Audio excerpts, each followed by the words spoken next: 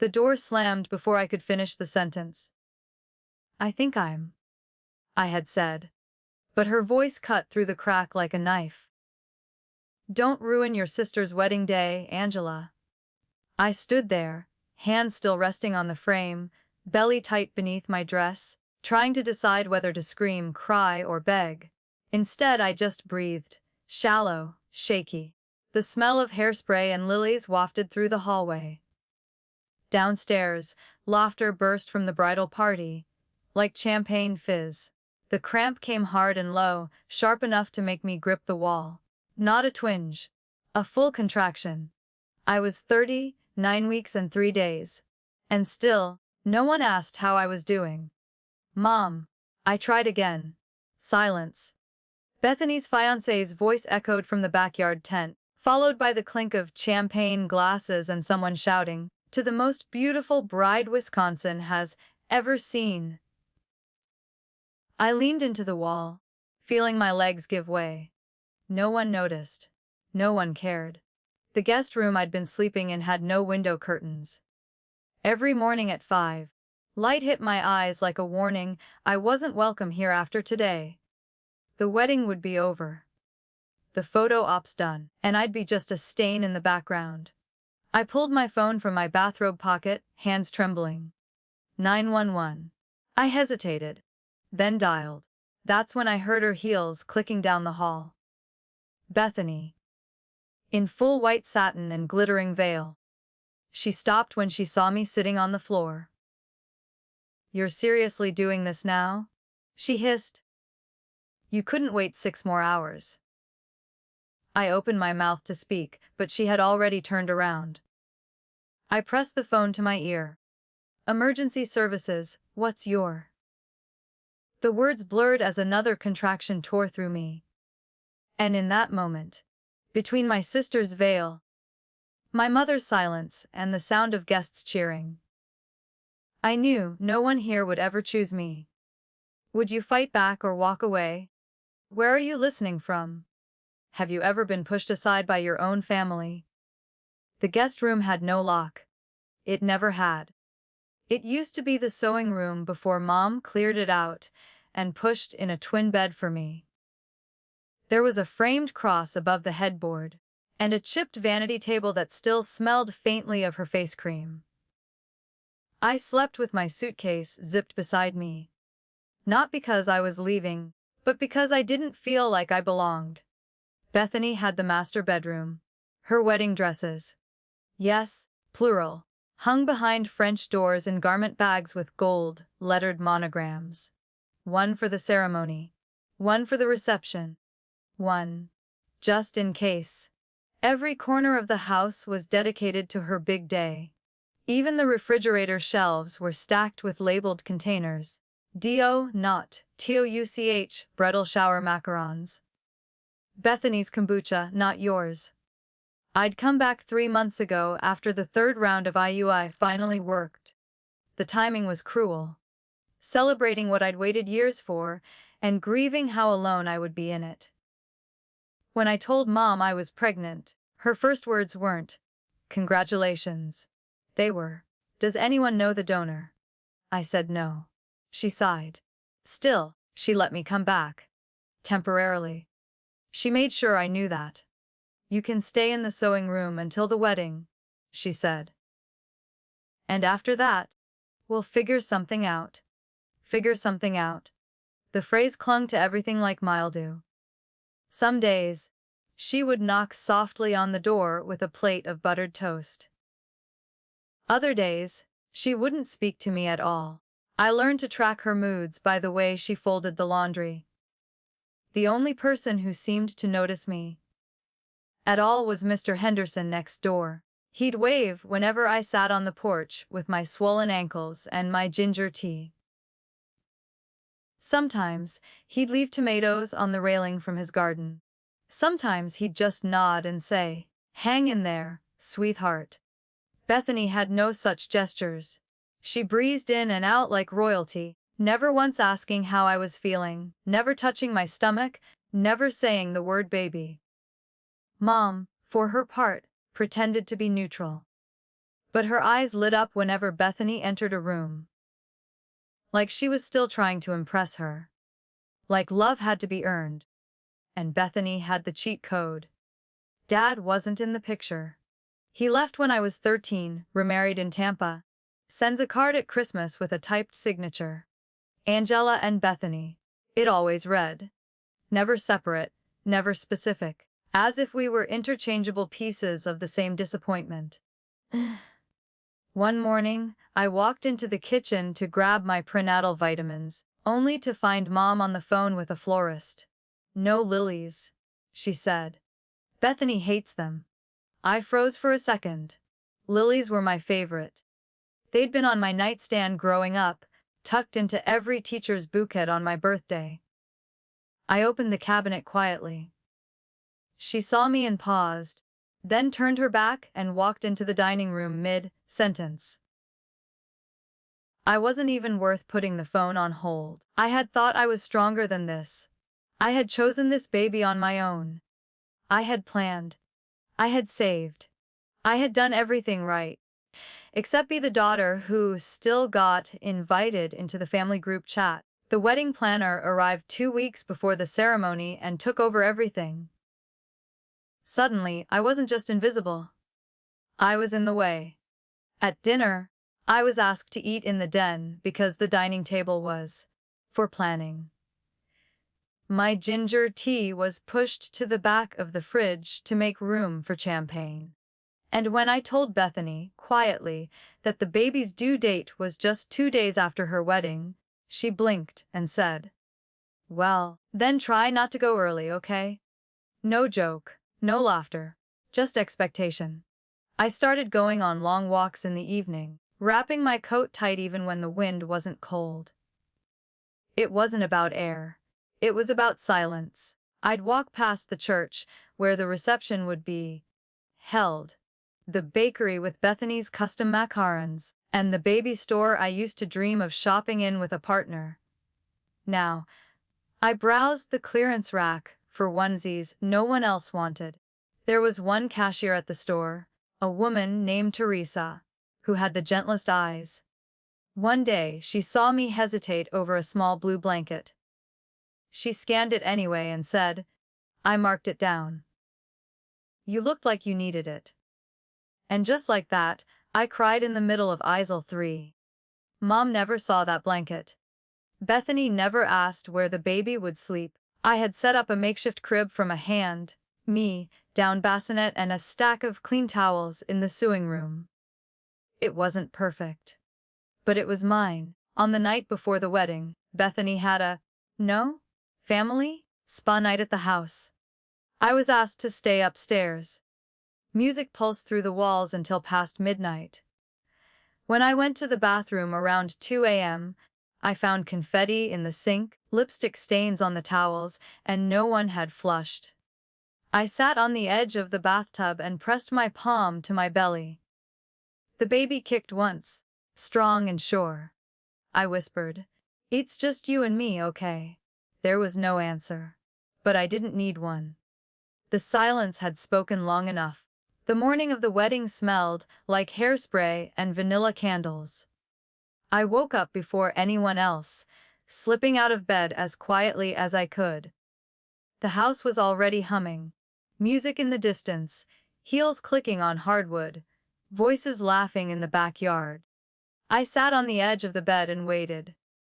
Waited for the pressure in my lower back to fade. It didn't. I shuffled to the bathroom, counting the seconds between each pulse. 7 minutes. Then 5. I'd read every article. I knew the signs. It was happening. I stood in front of the mirror, one hand on the sink, one on my belly. "You picked today, huh?" I whispered. The baby kicked, gentle but firm. I walked to the hallway and knocked on Mom's door. Just once. Soft. Then again. No answer. The next contraction hit harder. I held the wall and knocked louder. Finally, the door creaked open. Mom stood there, in her robe, curlers still in her hair. "What is it now?" she snapped, blinking at the hallway light. I tried to keep my voice calm. "I think it's starting." She looked at me like I'd spilled wine on her dress. You think? Or, you know. I swallowed. I'm having contractions. 5 minutes apart. She exhaled, sharp and long. You can't wait until after the ceremony. It doesn't work like that. She glanced down the hallway, then back at me. You always did have the worst timing. And she shut the door. I stood there, one hand still on the wall, my knees starting to tremble. The scent of her rose lotion lingered in the air. I felt like a child again. Unwanted, too loud, in the way. I made my way slowly downstairs. The tent outside was filled with white chairs and blush, pink florals. A harpist sat tuning her strings. In the kitchen, Bethany posed with her bridesmaids in matching robes. Their laughter stopped when they saw me. I tried to smile. I think I need to go to the hospital. Bethany raised an eyebrow. Right now. I'm in labor, I said quietly. One of the bridesmaids whispered something. Bethany rolled her eyes. This is so typical, she said, turning her back. You couldn't handle one day not being the center of attention. My face flushed. I felt the heat crawl up my neck. No one knew the baby would come today. Well, apparently he doesn't care about timing either. She laughed, just like his mother. The kitchen went quiet, even the blender stopped. I turned and walked out the back door. No one followed. Outside, the sun was too bright. I sat on the porch steps, gripping the railing. My hands left sweat marks on the white paint. 3 minutes later, another contraction hit. I bit the inside of my cheek to keep from crying out. There was no way I could drive. No way I could walk alone to the hospital. I pulled out my phone. No battery. Of course. I closed my eyes and pressed my forehead to my knees. A breeze lifted the edge of my robe. Somewhere inside, someone opened a champagne bottle. I was going to have this baby alone. Then I heard the gate creak. Mr. Henderson stood by the fence, holding a paper bag. You okay, Angela? He asked. I looked up, face flushed, lip trembling. No, I whispered. I think I need to go to the hospital. He didn't ask questions. Just dropped the bag, jogged over, and helped me to my feet. His car smelled like mints and sawdust.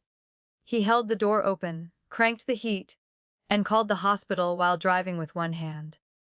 She's in labor, he said calmly. She's alone. We're headed your way. I leaned back in the seat, one hand on my belly. Tears rolled sideways down my face. Not from pain, from the weight of what wasn't there. No family, no packed bag, no one texting to ask if I was scared. When we arrived, nurses rushed toward us. Mr. Henderson handed me off gently, then patted my shoulder. You got this, he said. They wheeled me inside. Fluorescent lights, voices asking for names, dates, contractions. Someone holding my wrist, fitting a bracelet. I'm alone, I said. Emergency contact. I hesitated. Just right, Lorraine. She's a neighbor. It wasn't true, but it felt safer than the truth. They took me to a room. Sterile, quiet. A nurse named Julia came in and squeezed my hand. You're going to do great, she said.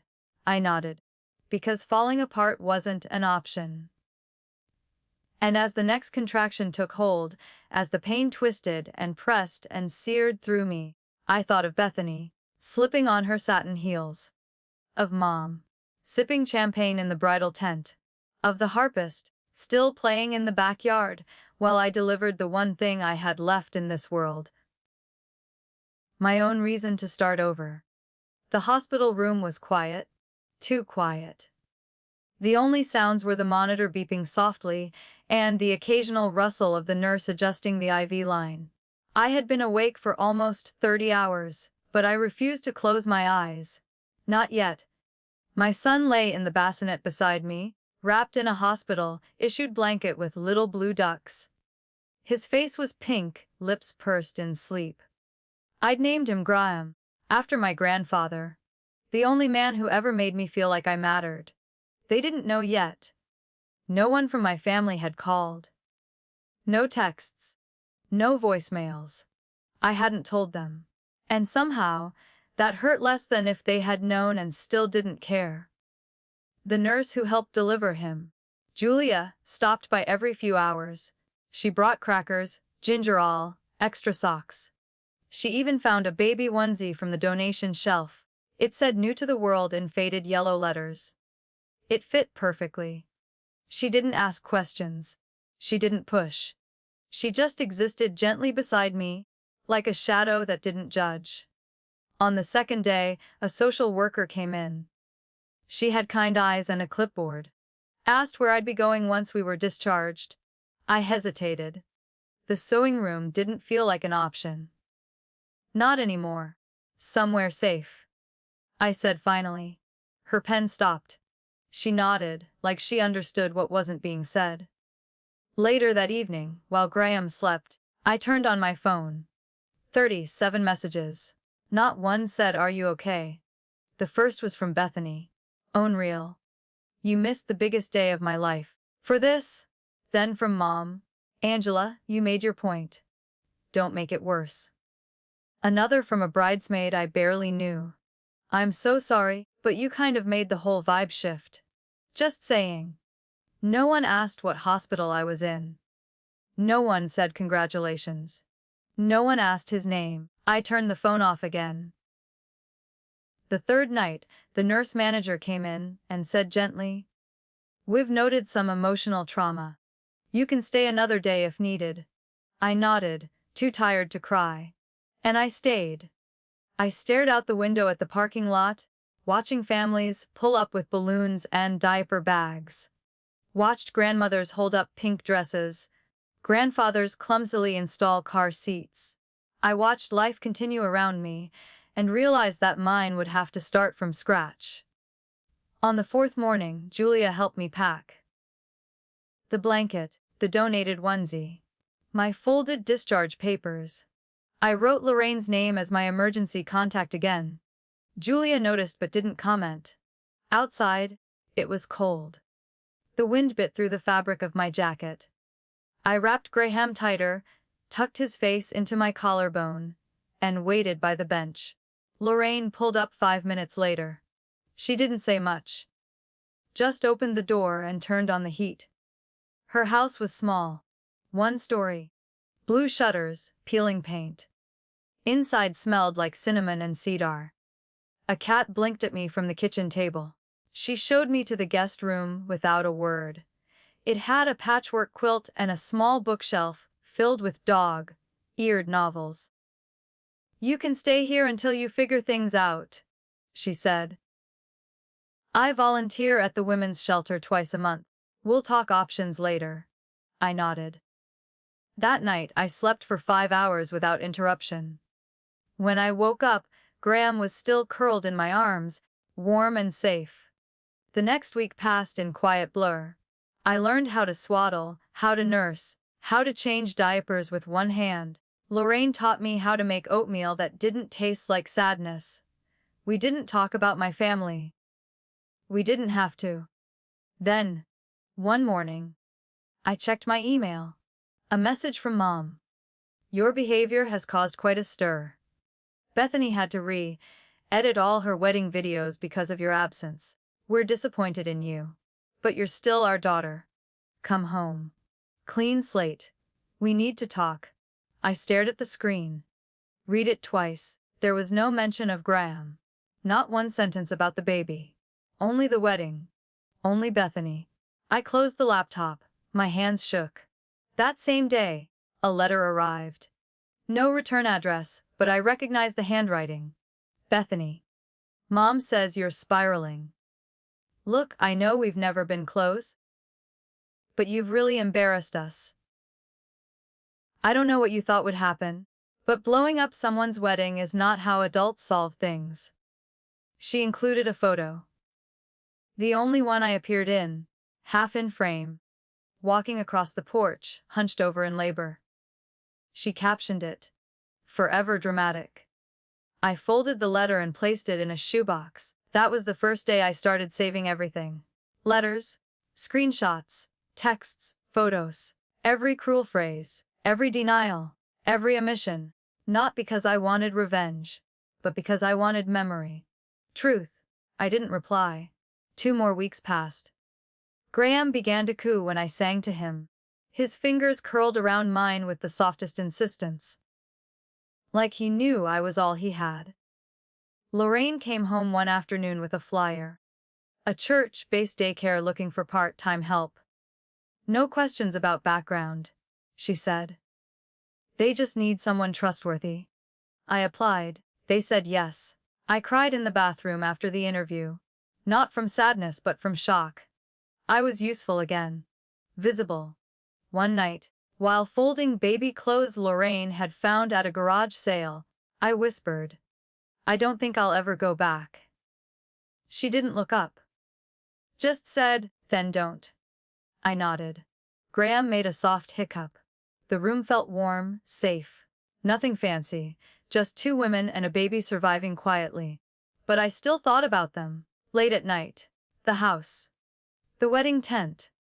The door slamming shut in my face. I remembered the way Bethany looked at me, like I was ruining everything. And I wondered, just for a second, if maybe they believed it.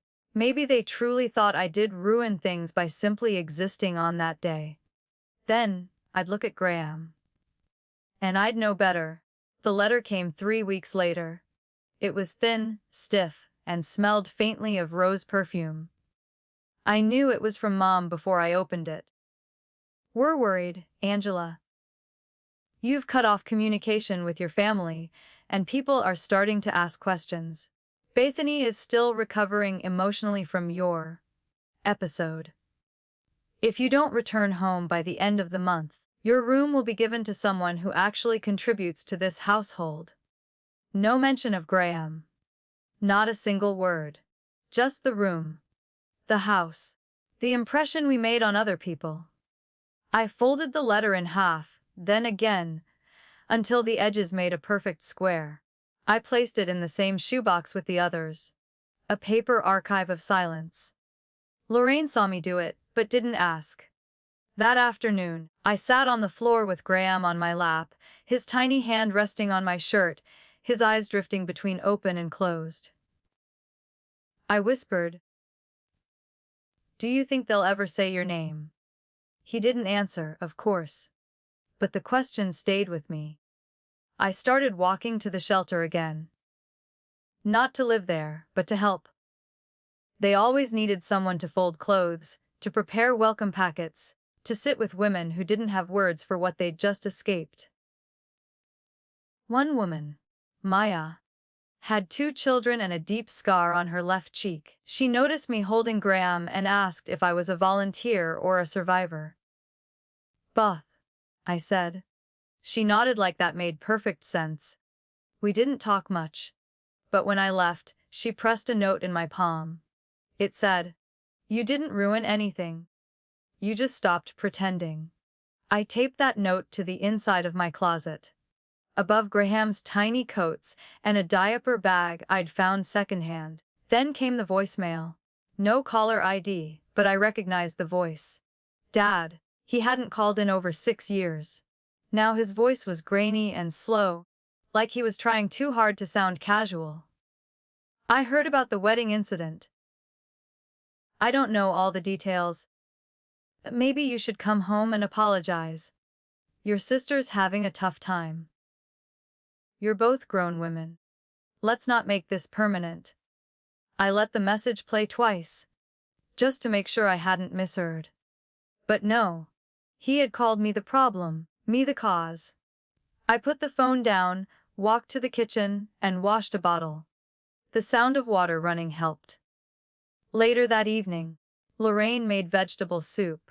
I sat at the table feeding Graham, watching steam rise from her bowl. She looked up and said, "Want to talk about it?" I shook my head. Then nodded. I think they really believe I ruined her wedding on purpose. Lorraine didn't flinch. "Do you?" "No," I said immediately. Then paused. Maybe a part of me hoped it would make them see me. But I never wanted to hurt her. I just couldn't stop what was happening. She stirred her spoon, slow and steady. Sometimes, survival looks a lot like sabotage. To people who only understand control. That sentence stayed with me for days. By the weekend, another message came, this time from Bethany. It was short, blunt. You're unbelievable. You know that brand rep dropped me. I had to reschedule my interview 3 times because of your drama. Not that you care, obviously. You've always had a victim complex. I stared at the screen. The words felt like salt on skin I hadn't realized was still bleeding. I didn't respond, but I saved the message. By now, the shoebox had become a small plastic bin, neatly labeled, date, stamped, documented. One night, while Graham slept against my chest, I scrolled through old photos on my phone. There was one from last summer, Mom, Bethany, and me at the kitchen table. I was mid-laugh, holding a pie. Bethany was looking away. Mom was staring at her, beaming. I hadn't noticed that before. In every photo, her gaze was always toward Bethany. Even on my birthday. Even in the hospital waiting room the year I had surgery. Even at my college graduation. Always her. I exhaled slowly, put the phone down, and looked at Graham. His eyelashes fluttered in sleep. His cheeks were round, soft pink. He was everything they would never ask about. But he was also everything I would never give up.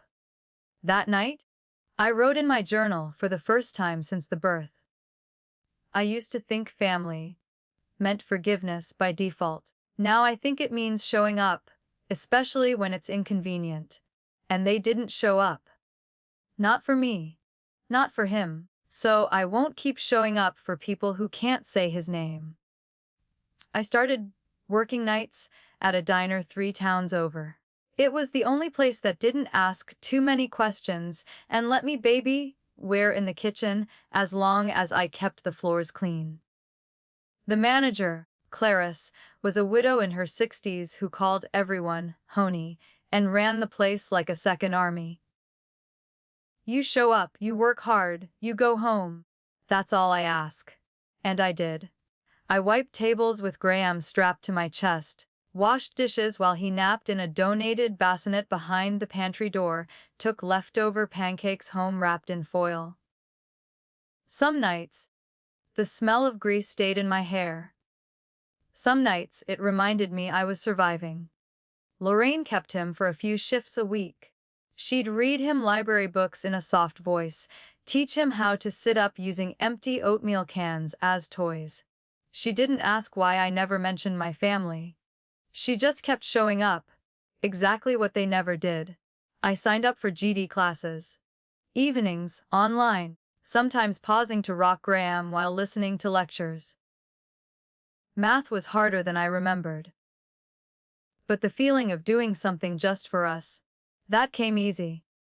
At the shelter, one of the volunteers, Marcia, was a former accountant. She offered to teach a weekly budgeting class. Bring the baby. I'll bring coffee. So I did. Week after week, I filled a yellow notebook with terms like sinking fund and debt snowball. I learned how to read pay stubs, compare childcare options, apply for state assistance without shame. Every form I filled out became a quiet act of justice. Every bus I caught on time was another inch away from the people who thought I wouldn't last. And, in the middle of it all, I started keeping records. I opened a private cloud folder, scanned every letter, transcribed every voicemail, took photos of every envelope. Not because I planned to go public, but because I wanted the truth somewhere safe. Some nights, I added my own notes. March 4th, no mention of Graham again. March 16th, Mom said, your tantrum, not your labor. March 25th, Bethany's email. You made me look bad. Each entry made the silence around me feel less empty.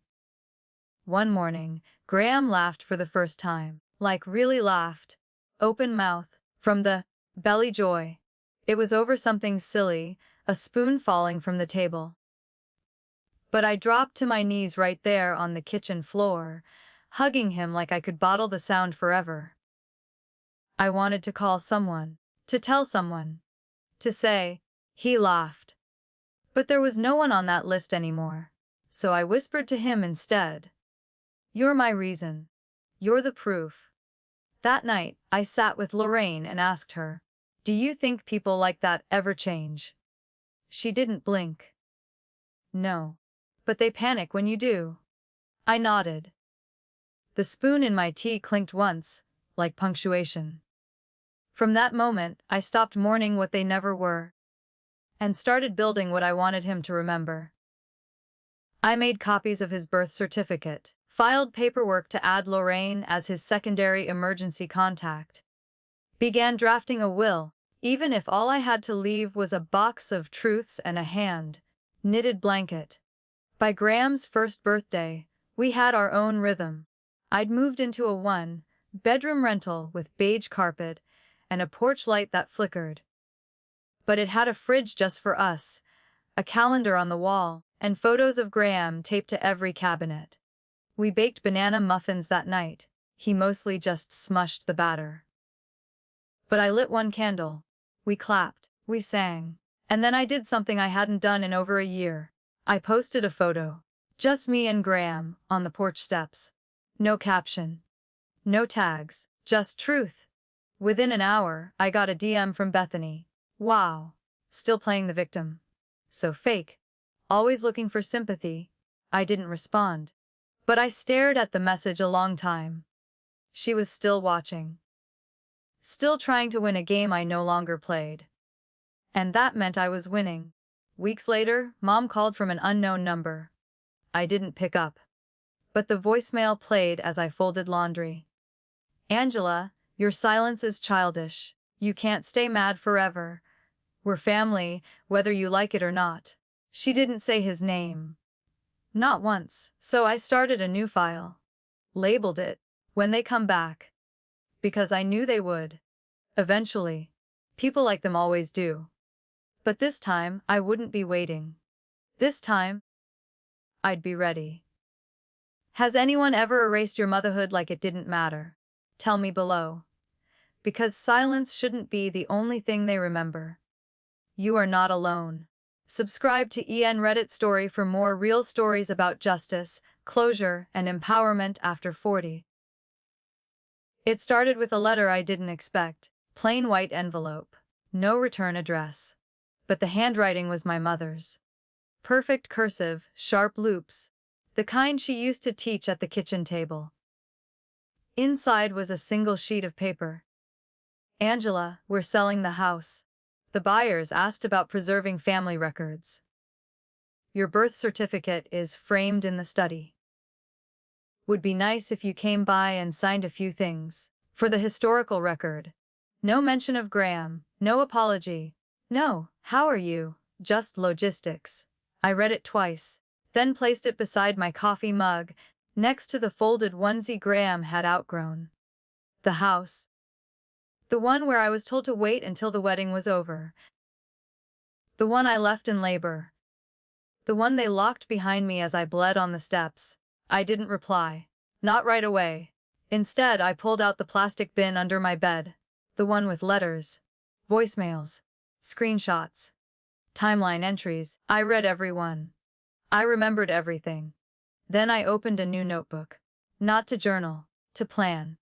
First, I checked the county records. It was public information. The house was listed for sale at $729,000. I scanned the realtor photos. New kitchen counters, fresh paint. The porch had been power washed. No trace of the night I collapsed there. But one photo caught my eye, the study wall, where my birth certificate still hung in a gold frame. They hadn't taken it down. They wanted to use me as part of the story. Polish. Legacy. And something inside me hardened. I emailed the realtor anonymously. Just so you know, the former owner once dragged his pregnant daughter out of that house during labor. There's a record of it. I didn't sign it. Then I pulled out a photo Bethany once posted, then deleted. It was a candid. She stood on the porch, laughing with a champagne glass, me blurred in the background, kneeling, doubled over. The caption had read, "She would pick today." I had taken a screenshot. I printed it. Next, I contacted a friend of Lorraine's, Janet, who worked in legal aid. We sat at her kitchen table while Graham chewed on crackers nearby. "I don't want a lawsuit," I said. "I just want the truth to outlive the lies." She nodded. "Then you need to create a living archive. Something documented, dated, untouchable." We got to work. Affidavits from shelter staff who saw me arrive in labor. Signed statements from hospital nurses. Notes from my GED instructor, my employer at the diner, even Clarice, who wrote. She never missed a shift. Not even when she could barely stand. I compiled it all into a flash drive and a binder. One copy in my closet. One with Lorraine, one locked in a safe deposit box I paid for in cash. I wasn't angry anymore. I wasn't grieving. I was documenting. Because one day, they'd ask again. Maybe for custody. Maybe for legacy. Maybe just to save face. And I would hand them only the truth. On Graham's second birthday, I sent myself flowers. A small ritual. Lilies, my favorite. They made the apartment smell like my childhood room. Before Bethany decided daisies were better and Mom redecorated. For balance. I placed the bouquet on the counter, next to a cupcake we shared, and I wrote a letter. Not to them, but to Graham. One day, if you ever ask why we don't have photos with them, I'll tell you, and I'll show you. Because silence may protect the past, but truth protects the future. That same week, a final message came. "Bethany again. Paige's baby shower is next month. You can be there if you're done being dramatic." I didn't reply. But I saved the message. It was the last one I ever received. Because 3 weeks later, the house sale finalized. I watched it on the county clerk's website. Transaction complete. That night, I took Graham for ice cream. He wore his favorite hoodie, the one with the dinosaur tail. We sat on a bench in front of the pharmacy and shared a cone. He pointed at the stars and asked if they were baby moons. I smiled. Maybe. And in that quiet moment, with sticky hands and wind in our hair, I knew what I'd do next. I would go back. Not for them. For me. Not for closure. For clarity. Not to speak, but to leave something behind. Not a memory. A record. A truth they couldn't paint over. I didn't tell Lorraine I was going. I just laid out Graham's clothes for the morning, packed his lunch for daycare, and left the apartment before sunrise. It was raining, soft but steady. I wore my black wool coat, the one with the high collar that made me feel invisible. No makeup, no jewelry, just a zippered bag under my arm and a plan in my head. I hadn't seen the house in over 3 years. It looked smaller. Or maybe I had just gotten taller in the silence. The new owners hadn't moved in yet. There was a pending final walkthrough sign by the mailbox. I rang the bell once.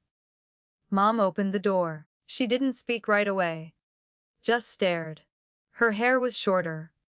Her face tighter, as if her smile had been in storage too long.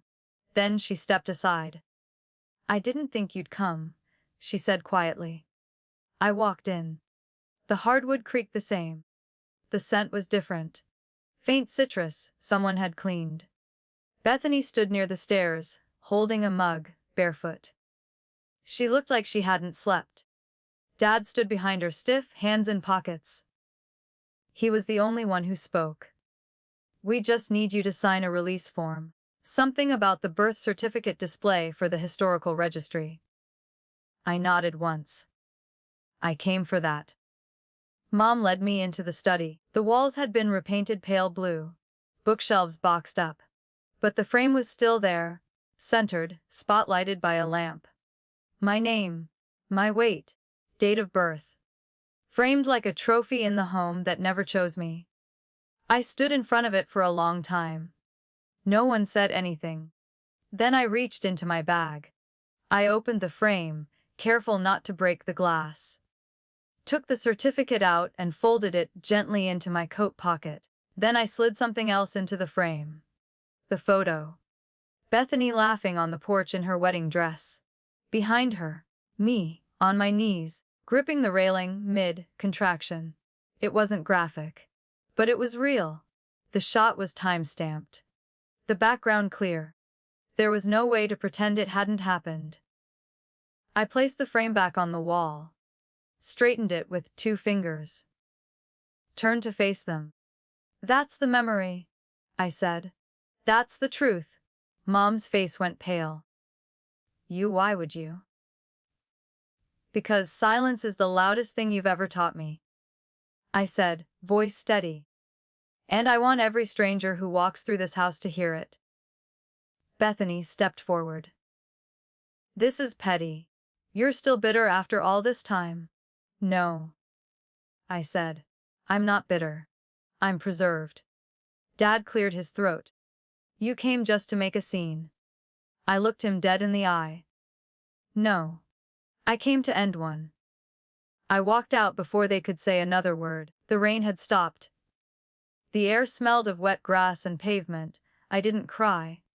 Not even a little. I drove to the diner, ordered a coffee, and sat in the same booth I cleaned every night. Clarice raised an eyebrow when she saw me. "You okay, hon?" I nodded. "I think I am." Later that night I picked Graham up from daycare. He ran into my arms, holding a paper turtle he'd made out of green construction paper. "For you, Mama." I buckled him in, turned on the radio, and drove home with the windows cracked. At a red light, I glanced in the rearview mirror. His eyes were on the sky. "How many turtles do you think fit up there?" he asked. "In the sky." He nodded. I smiled. "All of them?" I said. "All the ones that matter." That night, I didn't mention the house. I didn't explain the photo. I didn't replay the conversation. I just read him a story, tucked him in, and sat by the window with a cup of tea. Across the street, porch lights flickered on. Somewhere, someone laughed. Someone argued. Someone fell in love again. And in the middle of that ordinary world, I felt its stillness. Peace. Power. The kind of power that doesn't need noise. That doesn't beg for recognition. That hangs quietly in a frame, waiting for someone else to notice what they missed. 6 months passed. They never called. Never wrote. Not a single message, not even during the holidays. No, happy Thanksgiving. No, hope you're doing okay? Nothing. At first, the silence felt like punishment, like some last round of exile. But slowly, day by day, it began to feel like freedom. Bethany gave birth to a girl in March. I only found out because someone tagged her on Facebook. A photo of pink helium balloons, a cake with edible gold leaf, and the caption, "Fresh start. Family first." I stared at the words for a long time. They used to sting. Now they barely registered. Family first. Sure. If you were the right kind of daughter. The kind who stayed silent, wore the matching dress, clapped in the right moments, and never bled on the porch. Graham turned 3 in April. He asked if he could have 2 cupcakes at breakfast. "One for me," he said, "and one for the turtle in the sky." I didn't ask what he meant. I just said, "Of course, baby." There's something about 3-year-olds. The way they move through the world without apology. Graham had never once asked about grandparents. He'd never mentioned the old house. To him, this life, our life, was complete. But I remembered. Every morning when I packed his lunch. Every time I folded his little socks, lined them up just right. I remembered what it took to make this ordinary piece feel sacred. We had moved 2 towns over. A brick duplex with an aging porch and a cranky door that stuck when it rained. It wasn't perfect. but it had a tiny yard where daisies grew like they belonged there. Graham called them his flowers. Inside, our space was small but full. Photos taped to the fridge, art projects on every wall, a hand-painted sign in the entryway that read, "You are safe here." Lorraine helped me draft a simple will. Nothing dramatic, just a binder in the top cabinet, labeled in Sharpie. She was listed as Graham's guardian if anything ever happened to me. "Don't talk like that," she said. "I don't want him to ever end up with them." I answered. She understood. We never had to speak their names anymore. I kept working at the diner. Took the night shift at first, then part-time days when Graham started preschool. Clarice gave me more responsibility without calling it a promotion. "People show up because you make them feel seen," she said one day, handing me the register key. Some nights, when Graham couldn't sleep, I'd let him curl next to me in bed, his little body warm and solid under my arm. He'd whisper questions into the dark. Do turtles get cold? Do pancakes grow on trees? Do mamas leave? That last one made my breath stop. He didn't say it like he was afraid. He said it like he was curious. I rolled to face him. "No, sweetheart. Not this mama." He didn't ask again. By the time summer came, our routines were stable. Tuesday was library day. Friday, pancakes for dinner. Sundays, a walk to the farmer's market, even if we couldn't buy much. We stopped passing by the old neighborhood. I stopped checking their social media. But sometimes, I still saw glimpses. Bethany posting from wineries with her perfect baby. Mom holding the infant like she was royalty reborn. None of those photos showed the empty frame in the study. None showed the replacement. The moment frozen behind glass. I wonder sometimes if they took it down. If they noticed at all. But mostly, I don't care.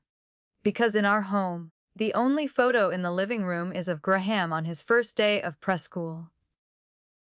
He's holding a sign that says, "My mama made this." He doesn't understand yet. But I do. I made this. This space. This rhythm. This life. No one handed it to me. No one opened a door. I built it from the quiet. Brick by brick. Boundary by boundary. Truth by truth. Legacy, I've learned, isn't always about blood. Sometimes it's what you teach through presence. Through not repeating the cycle.